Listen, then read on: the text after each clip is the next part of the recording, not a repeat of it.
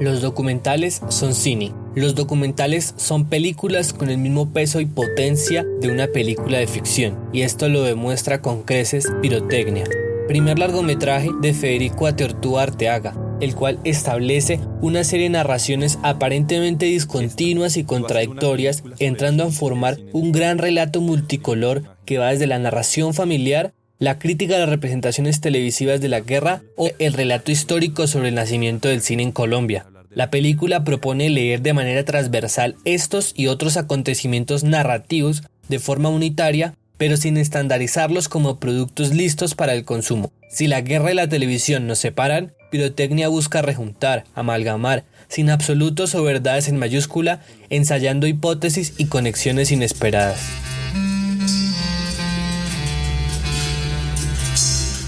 Bienvenidos a Podcast Cine Laberinto, un espacio para hablar, pensar y vivir el cine. Hoy un episodio bonus de esta primera temporada sobre festivales de cine, para hablar sobre la película Pirotecnia, una obra que nos dejó encantados el año pasado.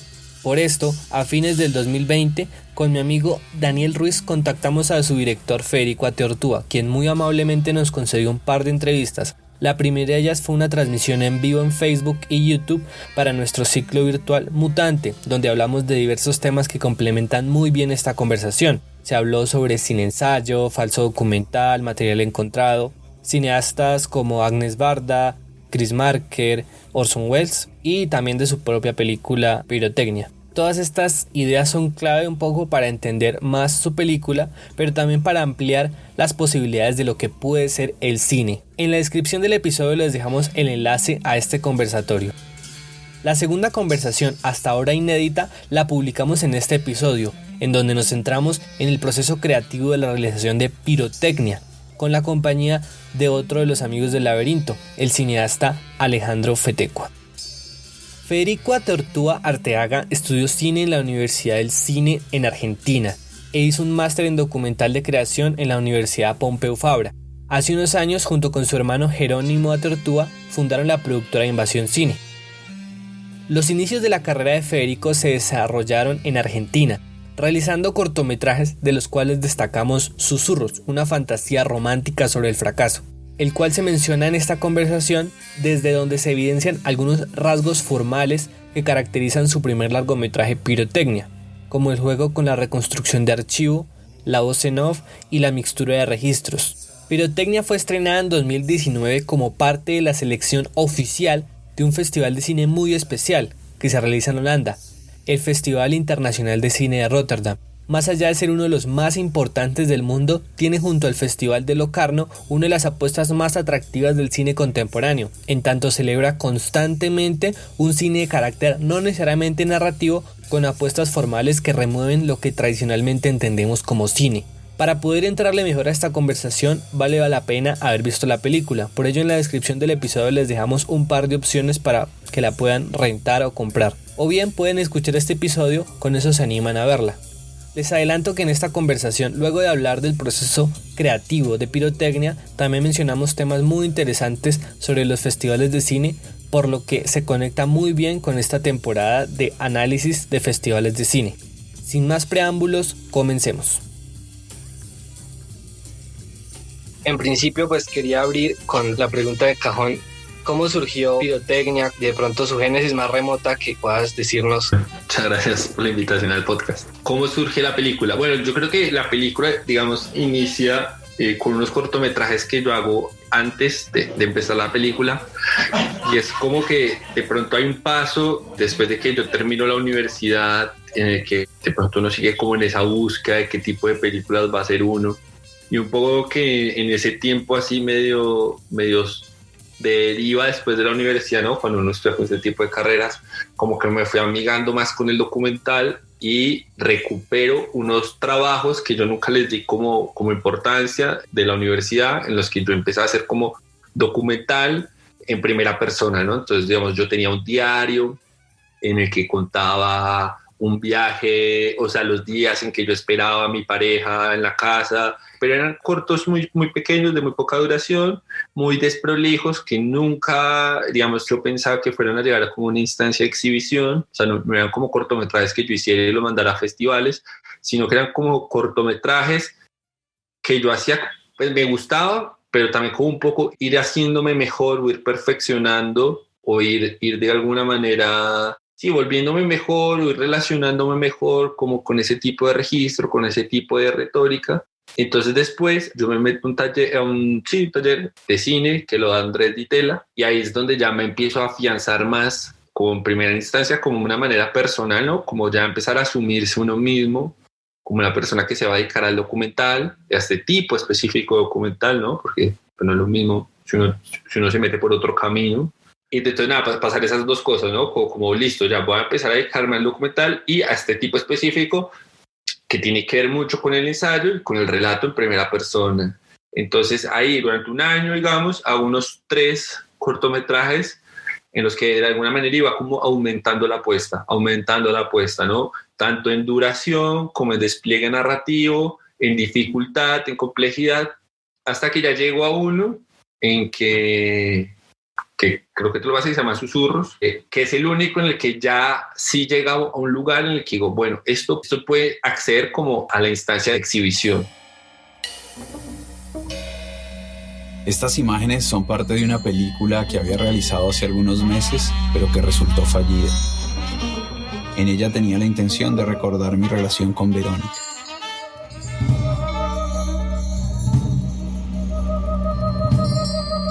Estaba la Verónica real en la que pensaba yo y la Verónica actriz en la que pensaba Santiago. ¿Me escuchás? ¿Me escuchás? ¿Me escuchás? ¿Me escuchás? ¿Me escuchás bien? ¿Me escuchás bien? Acuérdate de subir las manos en un punto.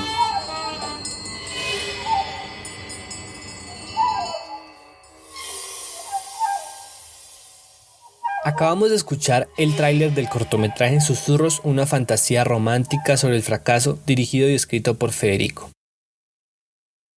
Entonces este ya sí es un documental, pues este ya sí es corto, como que ya sí empiezo a distribuirlo.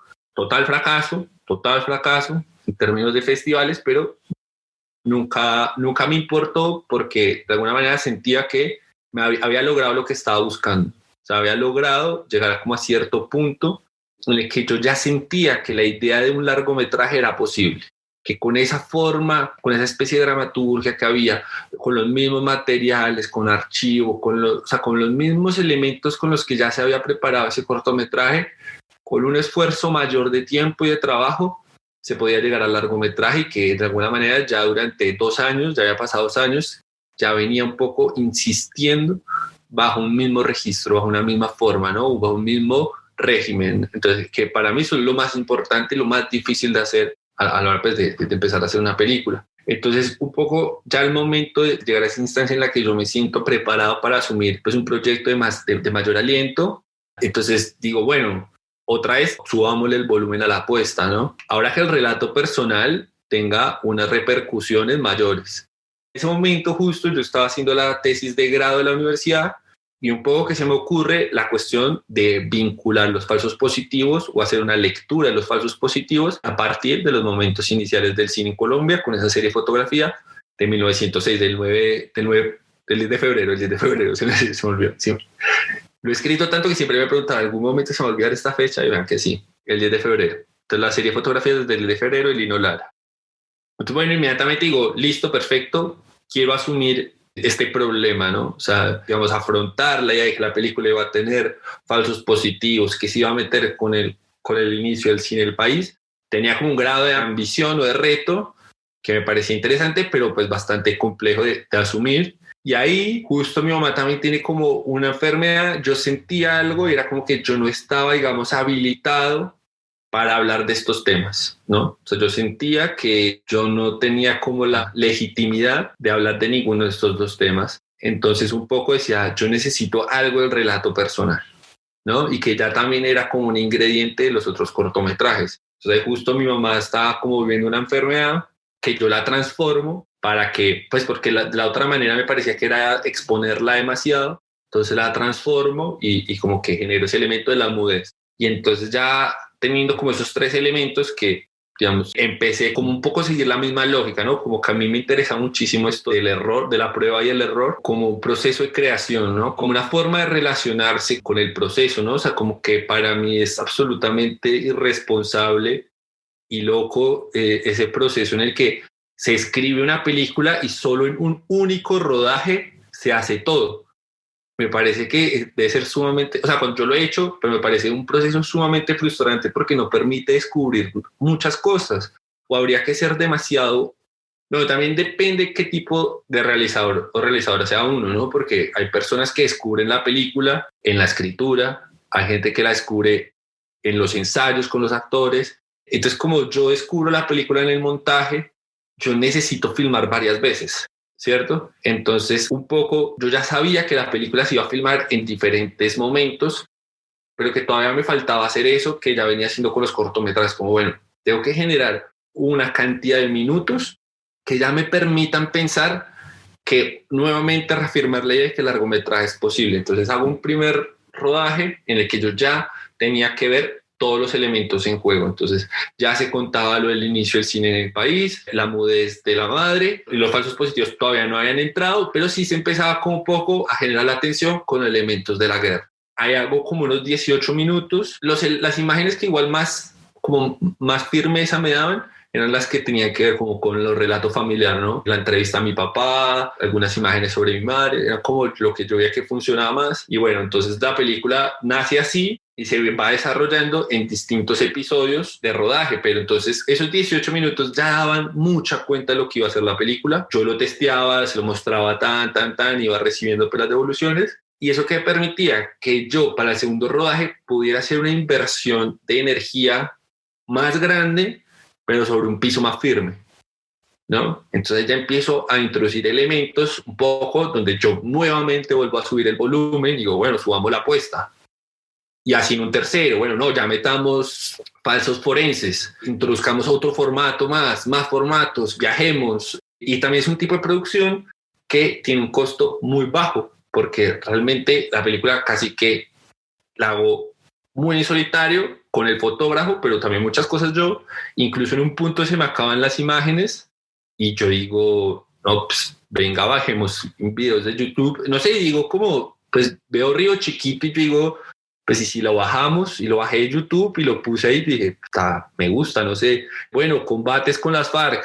Empecé a buscar un montón y vi uno llamado como una subjetiva. Sí, pero por eso vas descubriendo la película. O sea, porque es un tipo de película en la que pasa algo, no es lo que vos querés, las preguntas no pasan por ahí, la película no es qué película quiero yo, sino qué película voy descubriendo, qué película puedo hacer y bueno, un poco esa es la historia a grandes rasgos de la película.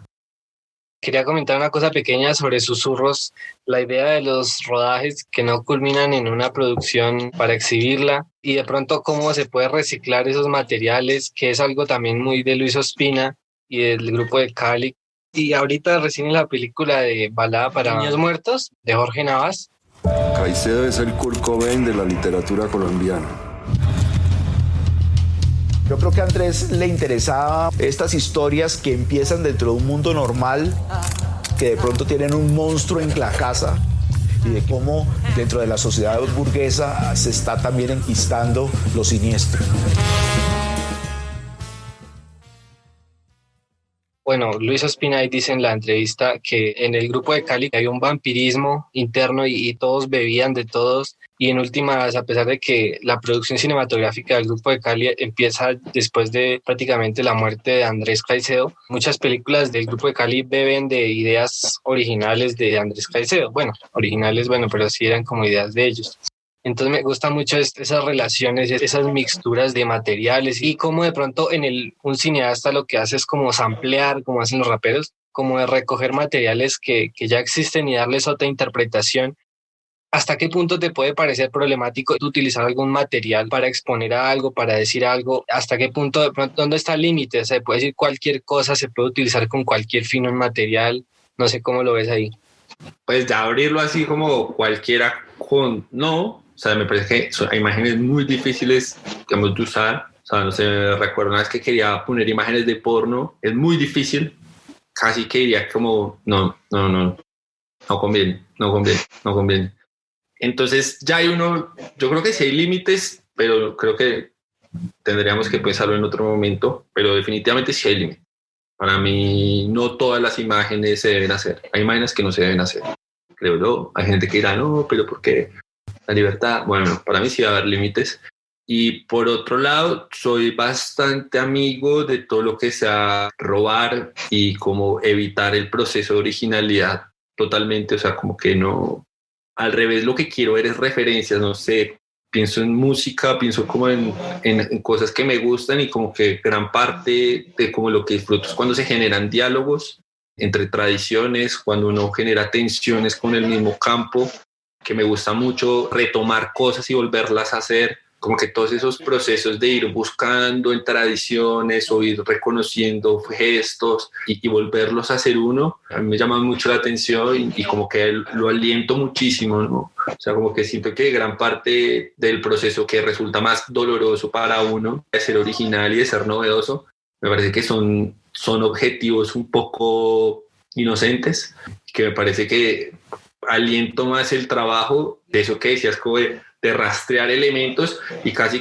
como que una escritura de curar, de seleccionar elementos y irlos trayendo. Me parece que, si me preguntan, ese es el trabajo que se hizo en Pirotecnia realmente.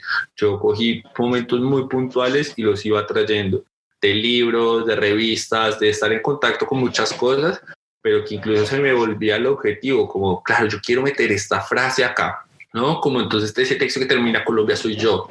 Nada, eso lo había sacado pues como de un libro que me ha gustado mucho, o cuando dice lo de que los franceses se habían sentido tristes porque habían constatado la vida de la insurgencia real con los guerrilleros colombianos. Bueno, una vez como que esos unos artículos que había leído. Entonces, no sé, como la película es un collage. La película tiene la estructura y el espíritu del collage, ¿no? De conectar cosas y formar otras imágenes a partir de fragmentos que originalmente no estaban unidos, pues como hablamos hace poco. O sea, como que pensar es buscar o es unir lo que parecía desunido, ¿no?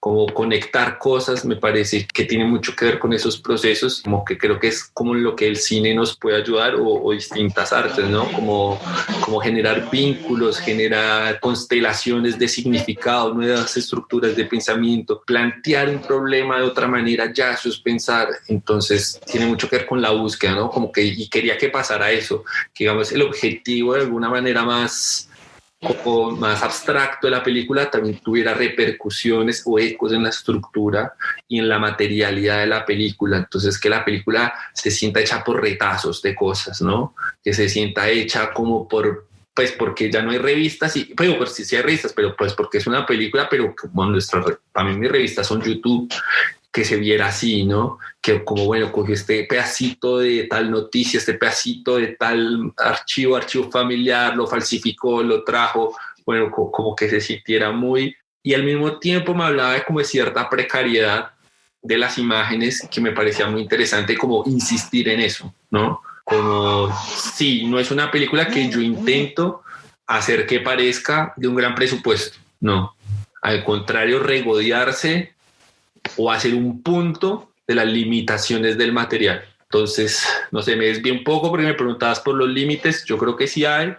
Siento que hay que jugar, hay que jugar con los límites, ¿no? O sea, me parece que, o sea, a ver, te digo, un límite que yo experimentaba, falsos positivos, entonces fui a los bancos de imágenes de Semana y del Tiempo. Entonces me mostraban las imágenes, pero son imágenes periodísticas. Entonces, no son las imágenes que te va a aceptar una película.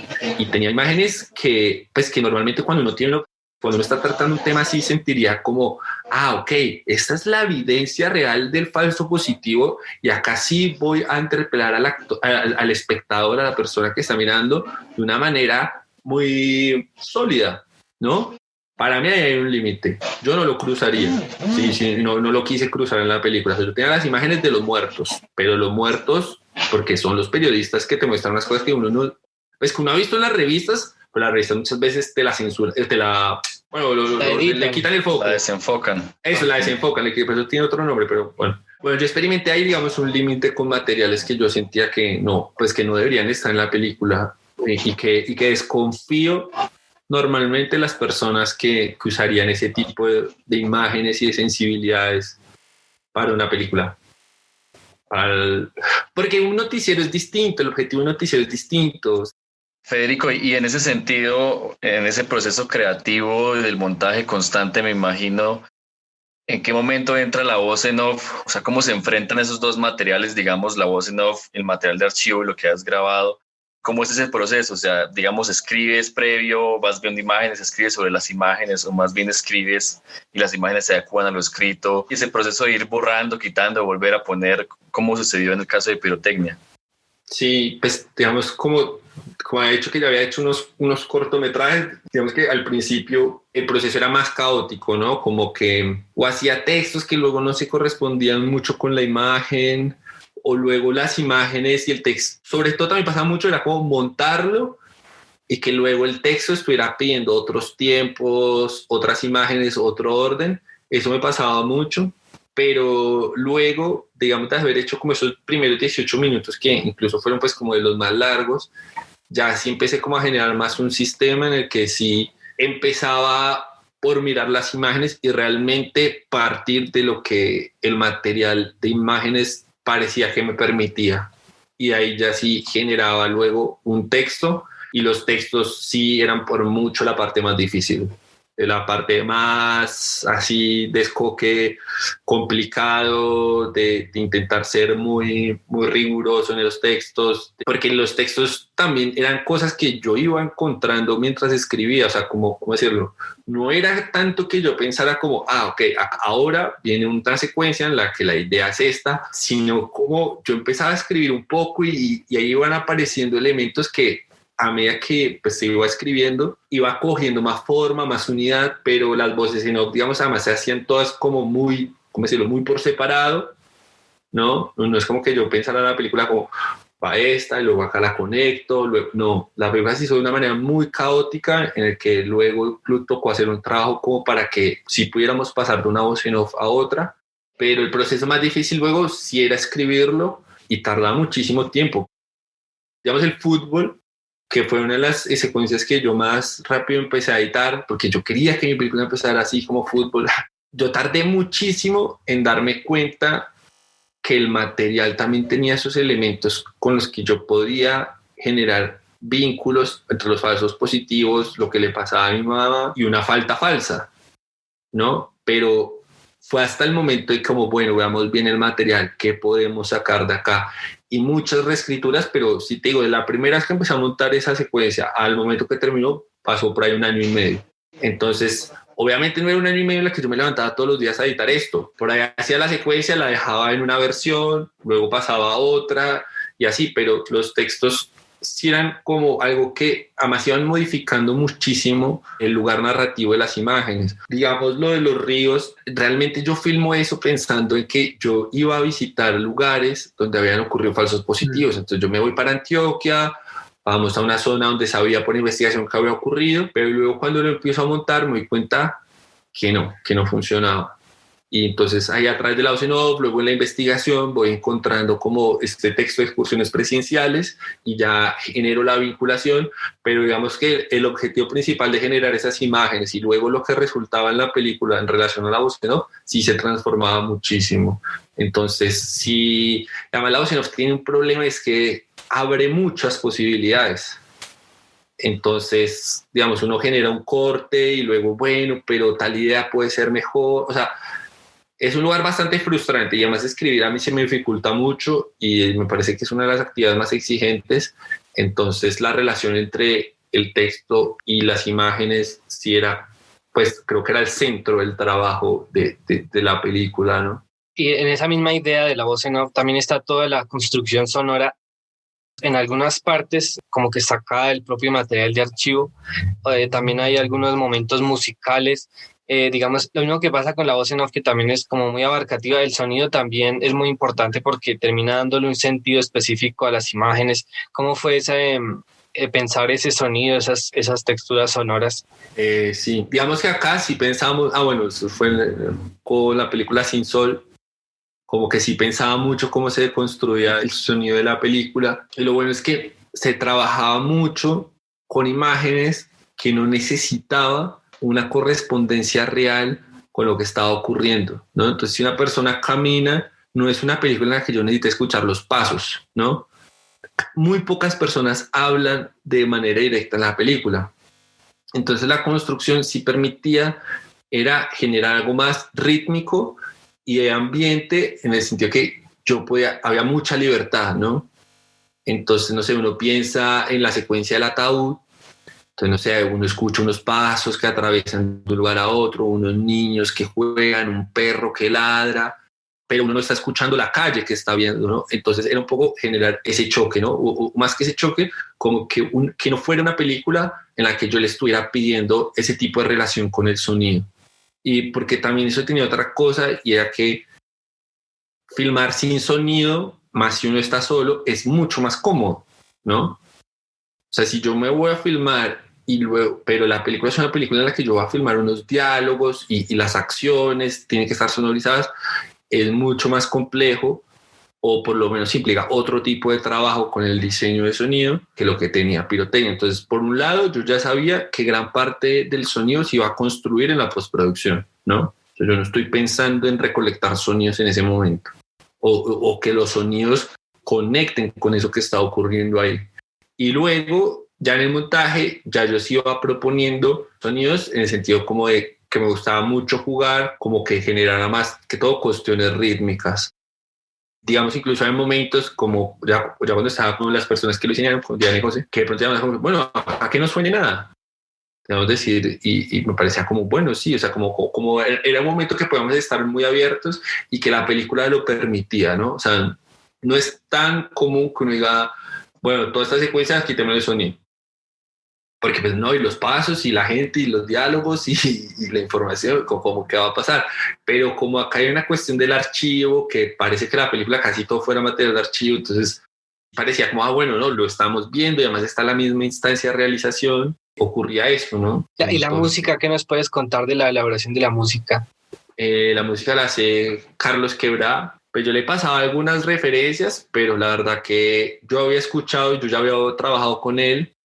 Entonces yo buscaba más en la música de él, y le decía, mira, algo así me parece, o le mostraba, digamos, una película como Historias Extraordinarias, que me parece que tiene un elemento muy, pues, que yo buscaba mucho, y era que lograba que el ambiente, la música y todo pudieran convivir, y yo al principio no me parecía posible. O sea, yo al principio de la película no tenía nada de música, porque yo cada vez que probaba con música, yo decía, no, esto no es compatible. No es compatible, o sea, la gente no está escuchando el texto. Luego fue mi hermano el que dijo, como no, espérate, es que vos no estás sabiendo poner bien la música. Empezamos como a buscar unos lugares y se transformó muchísimo la película. Se transformó un montón, o sea, porque la película era realmente un ladrillo. Había momentos que se hacían demasiado extensos, de texto. Cuando uno le pone la música, se genera otra relación. Se genera, por ejemplo, la secuencia de las fotografías del inicio, al principio era muy complicado porque entonces me decía, bueno, y además no se escuchaba nada. Yo incluso le ponía como un sonido de ruido de casetera. Entonces había como una frito abajo y la voz, pero era un yunque. Era un yunque porque son como 6 minutos de voz sobre fotografía. Y entonces al final es incluso la última canción que se hace y como sentir. Es como más experimental esa, ¿no? Sí, y potenciaba mucho más dramáticamente lo que se estaba diciendo, pues tampoco sin subrayar mucho, pero me pareció que ayudó muchísimo la música. Realmente recuerdo cuando llegaron las primeras canciones, cuando las hizo Carlos y las pusimos ahí porque ya estábamos en el estudio, y sentir como, ok, combina mucho, esto cobra otra vida. Y en Historias Extraordinarias pasa eso, hay mucha música. Hay muchísima música en esa película y me gustaba mucho como, ok, pueden convivir estas dos. Federico, yo tengo, digamos, una pregunta ya de todo lo que hemos estado hablando, como de ese collage que mencionabas y de la parte de la música y todo. ¿De pronto no quedó alguna idea suelta que no se incluyó dentro de ese collage que quisiste armar en pirotecnia? ¿De pronto algo que te hizo falta por mostrar, o que de pronto cuando estabas encontrando esa película lo pusiste y no te gustó, después dijiste de pronto pudo haber funcionado, de pronto de otro estilo, otra forma en pirotecnia? Sí, creo que uno siempre prueba algo Incluso pues ustedes que nombran ahorita Luis Espinal decía como, oigan, los documentales se acaban porque uno los abandona. Entonces yo creo que lo que marca el fin de la película es que yo me cansé. O sea, yo en un punto ya digo, hasta acá llego. Incluso ahí que entra mi hermano, que es el productor, yo ahí le entrego las llaves, le digo, ayúdame a terminar esto, porque por mí, yo creo que yo seguiría con la película abierta, pero no digo porque tendría demasiada energía, sino como que no hubiera sido capaz de decir, hasta acá fue, pero ya estaba muy cansado. Entonces esa voz del productor es muy importante que te dice, hasta acá llegamos. Y digamos, yo en ese momento estaba súper deseoso o como tenía muchas ganas del mundo de los forenses, ¿no? Yo quería que la película se volviera luego una búsqueda de los desaparecidos, pero luego fue como, no, calma, ¿no? Y como también como no sentir esa idea como de cuando nace una película de tal forma o sobre tal tema lo agotaste, no, estás lejos de agotarlo, o sea, es imposible que una película agote un tema. Entonces como también sentir como, bueno, va a ser una siguiente búsqueda, era muy importante, pero es una pregunta muy buena porque normalmente uno dice, bueno, ¿cuándo saber si la película se acaba o no? Yo creo que tiene mucho que ver como con la energía que uno tenga y hay un punto en que uno siente que ya no tiene más energía o que ya siente que el proceso o las motivaciones que alentaban las acciones de ese proceso se cumplieron o se están acabando, y creo que ya lo más inteligente es intentar, bueno, lo que queda cerremos bien, intentemos cerrar. Entonces sí, un momento que pues afortunadamente llegaba mi hermano, asume como ya más el manejo de muchas cosas y me ayuda a darle como esa unidad y a terminar la película, y como también está bueno alguien que tenga distancia y que diga, ya, tu objetivo está ahí, ¿no? Pero también como hay un proceso de mostrar la película, y es uno empezar a sentirse más confiado, más autocrítico, o sea, como que se nota muchísimo muchas veces cuando uno ve realizaciones que es como, nada, no la mostraron y el realizador piensa que porque a él le gusta así. No, estos son procesos que implica tener gente con un poco de distancia. Como yo tampoco igual, este es mi primer largometraje, entonces tampoco tengo mucha experiencia, entonces pues uno también intenta rodearse de personas, ¿no? Es muy importante eso, rodearse de personas de confianza, que uno confíe en el criterio de esas personas. Afortunadamente está gente como Sonia, Vero, Jero, Chivo, y bueno, no sé, como la gente con la que trabajo, que aportaban mucho, y en un punto ellos son los que te dicen, llegaste hasta acá.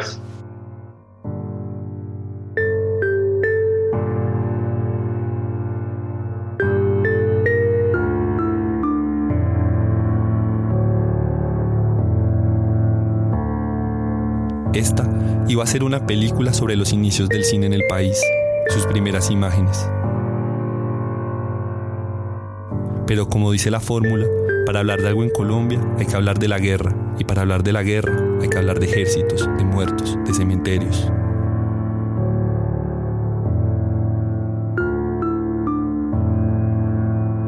Este soy yo. Para los que como yo hemos vivido la guerra de Colombia exclusivamente a través de imágenes, las de los televisores, las revistas y los periódicos, la figura de Rafael Reyes nos propone una pregunta. ¿Existe alguna relación entre la producción de imágenes y los eventos de guerra en el país?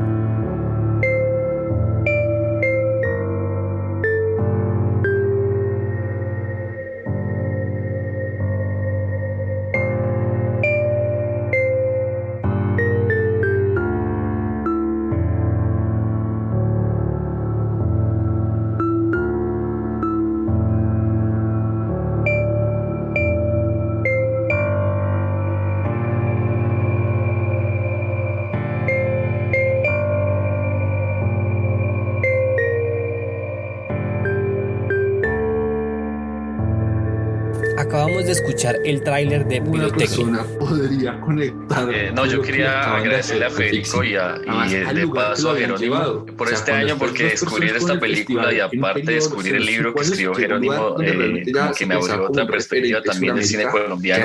Pero en mi caso, que trabajo con el Festival de Cine Independiente de Sogamoso aquí en Boyacá, estamos como constantemente viendo qué películas están haciendo en Colombia, especialmente cortometrajes. La primera vez que yo vi Pirotecnia fue en la muestra que hicieron en México virtual, que se llama Diamond, me parece, fue como en abril, fue hace un montón de tiempo. Y sucede que yo pensaba en ese momento, películas geniales y me gusta muchísimo. Y me parecía muy curioso que es un fenómeno que también notamos en el festival, y es que muchas películas colombianas, cortometrajes y largometrajes, digamos, tardan mucho en aparecer en el espectro como del cine en Colombia, y tenemos como muy poca accesibilidad a ellas también, digamos. Se agradece mucho que esta película se haya podido ver de manera virtual para los que no pudimos estar en Bogotá. Entonces quería preguntarte cómo sientes tú ese proceso de la distribución de las películas colombianas y también ese fenómeno que es general en el cine colombiano, que todavía no logra conectar con una audiencia mucho más amplia. ¿Qué crees que sucede esto? Si es algo mucho más, digamos, como una voluntad institucional o política, o si es más bien algo como que radica en otro lugar. Problema que están siempre pensando en que nuestro cine va a querer hacer, digamos, taquilla o a conectar con el público de esa manera, porque solo piensan que la conexión con el público se va a dar en esa manera, digamos, de lo masivo, como o por lo menos tiende a fracasar. Siento que, o sea, salvo las películas de Ciro o bueno, ya estas comedias así más populares, que me parece perfecto, mostrado que se puede hacer, las otras películas puedan llegar a alcanzar ese lugar. O sea, pienso en una película como la de Camilo Restrepo, que va y gana en Berlín. Obviamente el cine creó como ese espacio, experiencia va a tener cuando entra a los circuitos comerciales. Y además eso es algo que le está pasando a todas las, pues no sé si a todas, pero pues, no sé, tengo amigos músicos que en salas alternativas en los que tiende a homogenizarse mucho. O sea, digamos, la experiencia que tenemos en las carteleras de cine, que en un punto todo era superhéroes. Creo que va pasando que empieza a cortarse de los contenidos o de las películas, ¿no? O sea, no, como que no es normal que lo que está pasando con Disney y el gran monopolio que tiene todos los contenidos, o lo que pasa con Netflix hoy, que nosotros pensamos ya que lo mejor que puede pasar es que llega Netflix, y Netflix es el único lugar donde se encuentra, donde se produce ese encuentro con el cine. Entonces yo sí creo que es muy complejo, como Diana Bustamante, pero Adrián Zuluaga, dos personas que cómo se va a dar la distribución de las películas, quiénes van a ver esa película, y también un poco de conciencia, ¿no? O sea, yo no puedo hacer pirotecnia, o alguien no puede hacer la película que está haciendo, el pretender, digamos, no, yo voy a intentar ser masivo, destruyendo. Entonces uno sabe que el festival generó también un tipo de expectativas, un tipo de cine para que el mismo realizador Disculpen también las responde. molestias por este bastante pues, obviamente yo sí siento que Colombia es un lugar que aprovecho estas fallas de internet para poner al tanto un poco a los que no están enterados.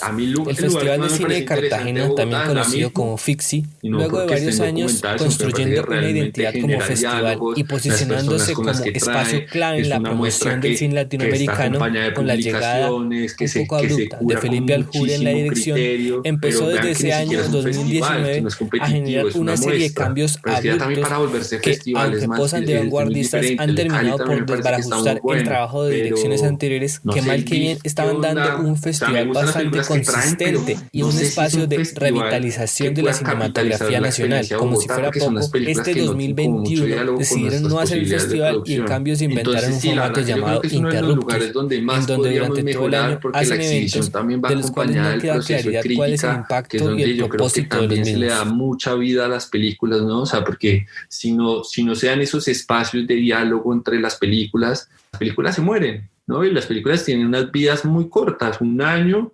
Uno va, bueno, sí, vas, presentas en los festivales, pero al toque de la película ya pierde su vigencia, o ya se agotaron los lugares de diálogo de la película. A cambio, cuando hay unos círculos de crítica, que me parece que cuando se robustece la exhibición, también se robustece la parte de la discusión sobre las películas, se les va a dar mucho más relieve a la experiencia de la película después de hecha, ¿no? O sea, como que también algo que, digamos, yo te digo, como no es realmente ignorante en ese campo, porque es un campo que poca gente conoce y que en las universidades, digamos, no se da mucho. Y es qué pasa con las películas después de hechas. ¿Cuál es la vida de la película después de hecha? Entonces, digamos, la verdad es muy distinto a lo que yo me imaginé. Un festival es un espacio muy distinto a lo que yo me imaginé, pero entonces es una cosa como que uno va descubriendo y que va encontrando que tiene unos funcionamientos muy distintos a los que uno pensó. Pues para bien y para mal, no sé, o sea, como que hay algunas cosas que yo tampoco me voy a poner, o sea, me encantaría obviamente que Colombia tuviera cuota de pantalla y que tuviera muchísimos más espacios, pero ya uno viendo también lo que le pasa al FICSI y como que la verdad que es muy, muy desalentador. Yo quisiera preguntarte frente a ese tema de festivales que andaras un poco, pues no sé si has estado en festivales internacionales. ¿Qué nos puedes decir de las virtudes de un festival de cine? ¿Cuáles son para ti las fundamentales? Tú has mencionado que un poco pirotecnia al principio la pensaste respecto a los festivales y de pronto como los festivales son formadores de también un tipo de cine y de pronto también limitan las posibilidades creativas, también esos defectos y esos problemas que puede tener un festival de cine. Pues la primera parte de la pregunta, pues por mi experiencia, o sea, como que los que más me han parecido interesantes son los que tienen más espacios de diálogo sobre las películas, ¿no? Entonces, tenemos hay festivales en los que hay charlas, en los que juntan películas y ven conexiones, en las que la categoría que te pusieron, uno ve una línea curatorial, en las que hay más publicaciones, en las que la crítica está más activa, que también, bueno, hay una cuestión de público. A ver, como que uno como estudiante de cine se le volvió la cosa como que tu película, como que está la instancia de certificación del festival, ¿no? Como si uno entra a Berlín, digamos, tu película es mejor, ¿no? Como que se genera ese imaginario, pero en realidad los festivales son sitios de exhibición. Es la única posibilidad, la condición de posibilidad de que tu película se exhiba. Sin el festival, tu película no se podría mostrar en ese país. Porque si no, quisiera decir que tu película fue comercialmente competitiva y que hubo una cadena de distribución que dijo, venga, que la va a poner en las cadenas de cine comercial, y eso no va a pasar, como con el 99.99% del cine que se hace en el mundo. O sea, no, esa cifra no es así, porque gran parte se hace en Estados Unidos, pero el 99% de las películas que no se hacen en Estados Unidos no va a tener entonces ningún tipo de forma de exhibirse en distintos lugares. Entonces los festivales pues son valiosos en cuanto a que pues otras personas la ven, ¿no? O sea, yo sí creo que gran parte de hacer una película es el momento en que la película se ve, ¿no? O sea, ahí la película también empieza a transformarse. Entonces pues hay festivales que estimulan más unas actividades de diálogo, de generar conexiones, que me parece que son como los que uno más disfruta. Digamos, el Festival de Cali es bastante interesante en ese sentido. Te genera bastantes actividades, uno ve un público muy activo en Cali, era muy chévere el público allá, las funciones se sentían bastante vivas. Pues un poco que eso es lo que yo consideraría que un festival, pues, de los que estaba afuera, pues, no sé, el de Las Palmas, me gustó mucho. Las películas eran muy buenas, ¿no? Y uno sentía que las películas tenían una línea, ¿no? Entonces era interesante como ver similitudes con gente de otros países. Y también tenía mucha instancia de crítica, entonces eso era interesante. Y luego lo que dices sobre cómo los festivales pues transforman el cine que uno hace, pues me parece, pues es que es absolutamente normal porque, los festivales tienen perfiles, ¿no? Pero también las instancias de financiación tienen perfiles. Entonces, no cualquier película se gana el FDC, ¿no? El FDC tiene una política, pero también el FICSI tiene otra política, como el BAFICI puede tener una política. Muchas veces eso puede ser virtuoso, ¿no? Como por ejemplo, cuando yo estoy en Argentina, el BAFICI tenía una línea muy particular, que era un cine realmente independiente, primeras, segundas, terceras películas, y que tuvieran rasgos formales muy notables, ¿no? O sea, como una película, digamos, más con un registro más clásico, de pronto no era tan interesante para el BAFICI. Entonces uno veía cómo el BAFICI iba moldeando mucho lo que uno pensaba que debía ser una película. Pero me parece que es absolutamente normal en un lugar donde se genere un horizonte de expectativas que lo genera la crítica, que lo generan los festivales, pero que también lo generan en los circuitos de financiación. Entonces, eso genera muchas cosas muy nocivas, pero que me parece que son reglas del juego que son las tensiones con las que debemos trabajar, ¿no? Como, bueno, una película, nosotros nos imaginamos que vamos a aplicar a un fondo, a una financiación, y pues obviamente una película de derechos humanos o de valores, de ese tipo de acciones, va a ser más fácil de financiar que, digamos, un policial colombiano. O sea, es más fácil que una película en la que se exploten o como que se remarquen ciertos estereotipos de Colombia, como la guerra, entre un festival internacional que una comedia romántica colombiana, ¿no? O sea, nosotros vean lo poco que hemos explorado el amor en el cine, ¿no? Vean lo poco que hemos explorado la comedia. El peso también tiene que ver con esas tensiones. Lo que pasa es que nunca funciona, o por lo menos yo pienso que no funciona tanto como, como que la película es el resultado de mi subjetividad en el sentido como de no, me salió de adentro, no. La verdad que una idea o como un proceso, una creación, es una negociación, tiene mucho que ver con negociar también y con esas tensiones que se van generando. No sé si Daniel tiene alguna cuestión ahí para agregar. Digamos, respecto a lo que habíamos comentado de festivales, tu merced piensa que, digamos, el hecho de por qué se crearon y cuando se pone una película, digamos, crean esa imaginación en la persona que hace la película que tiene que tener ciertas cosas. De pronto, no sé qué piensa, por ejemplo, por plataformas alternativas que no sean festivales, en las cuales se puedan poner, digamos, ciertas películas en las cuales como que tengan cierta conexión entre sus temáticas sin tener que pasar por los festivales. No sé, digamos, en qué afectaría a la misma película. O sea, digamos, eso es algo que aceleró muchísimo la pandemia, que digamos, Netflix ahí venía como haciendo cierta batalla, que era como películas que iban a Cannes, pero que su siguiente lugar de exhibición era la plataforma, ¿no? Como que su paso por las salas de cine anulado, ¿no? Y como que incluso había tensión, ¿no? Esa cosa como de que decían que esta película que iba para el Oscar, pero que el Oscar no le quería dar el premio porque es una plataforma, ¿no? Que uno decía que iba a pasar eso con Roma, ¿no? Películas así, la última de Scorsese.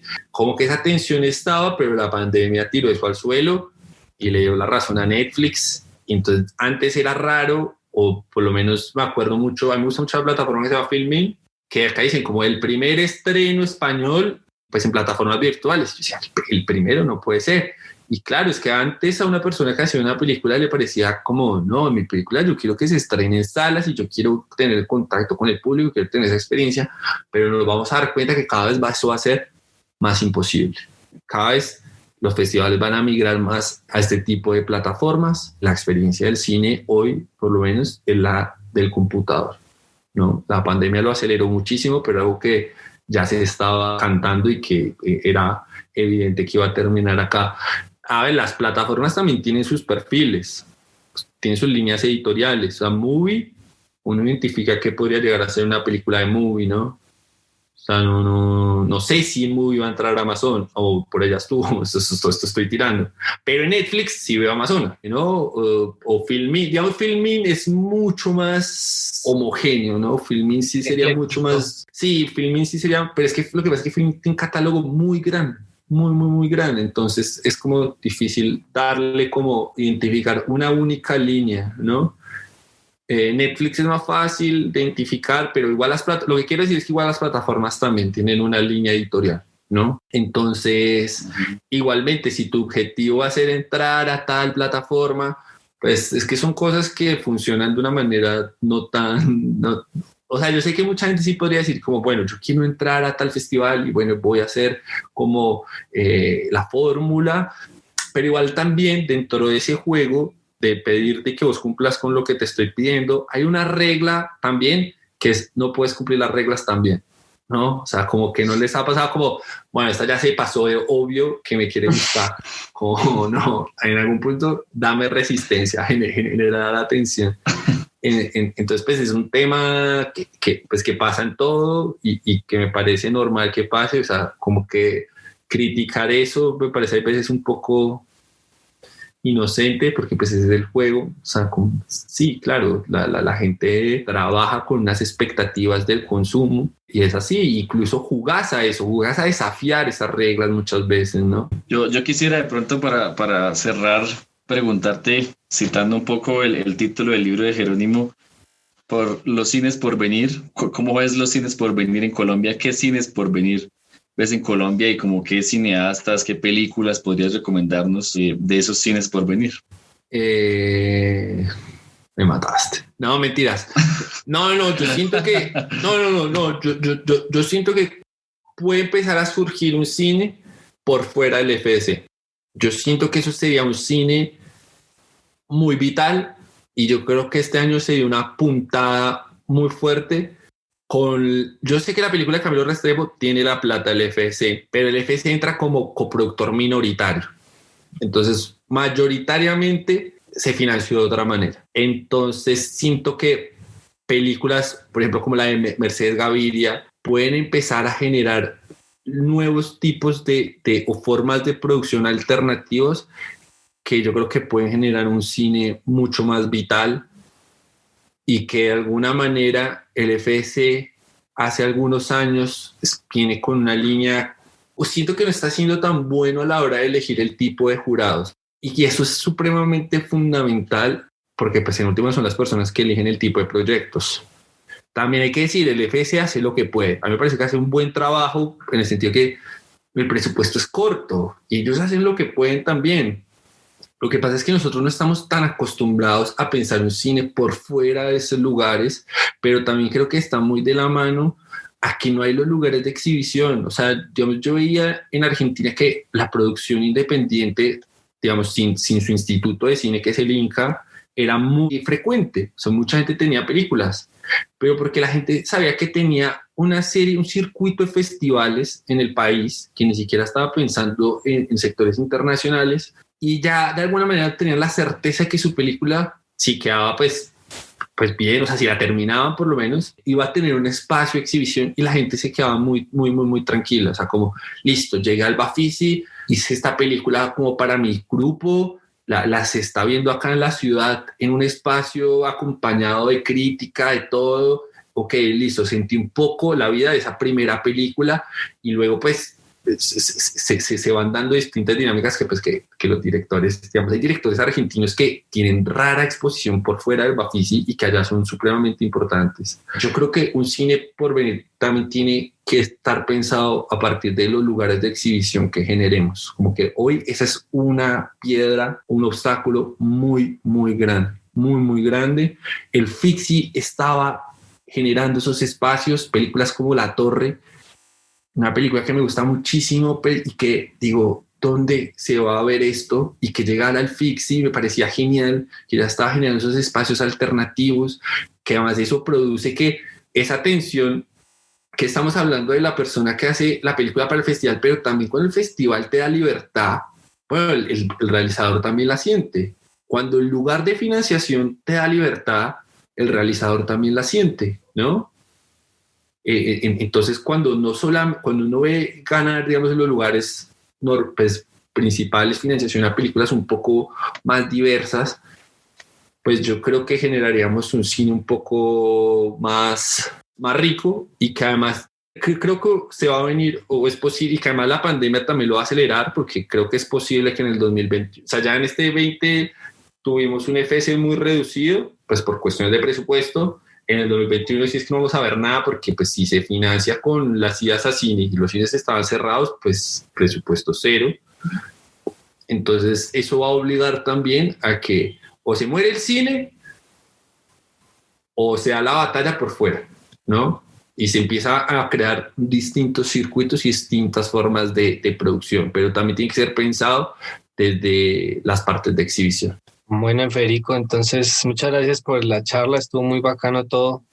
No, chicos, muchas gracias. La verdad que, como les digo, celebro bastante estos lugares porque son los que de alguna manera muy concreta le dan vida a las películas, y son lugares realmente de discusión y de poder hacer que sea más grato uno hacer una película, y como ver que uno conecta con otras personas de otros lugares del país. La verdad que a mí me alegra muchísimo, así que muchas gracias por la invitación, y la verdad que no conocía el espacio que han creado, no sé la trayectoria que tienen, pero a animarlos mucho, y bueno, están haciendo un gran trabajo.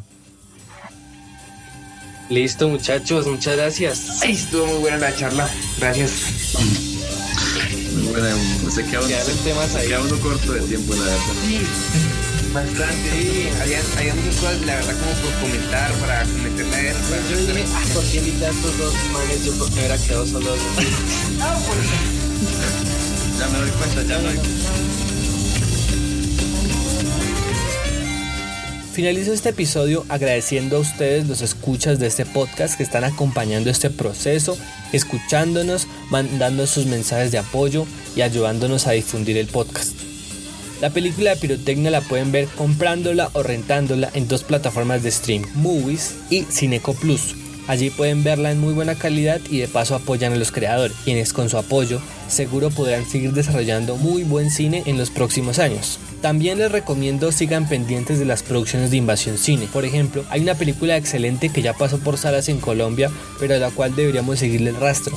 Les hablo de Como el cielo después de llover, de Mercedes Gaviria. También se trata del primer largometraje de la directora y tiene un registro similar al de Pirotecnia, pero con un resultado totalmente distinto.